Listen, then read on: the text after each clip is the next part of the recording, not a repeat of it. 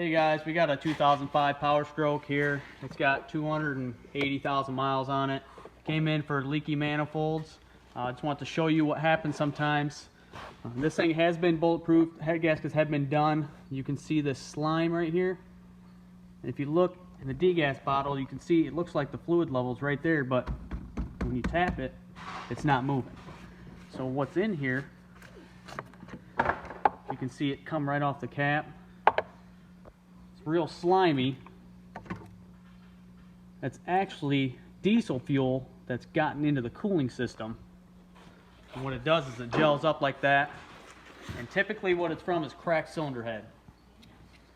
In the injector cup there, right? Yep. Usually right in the injector cup sits in.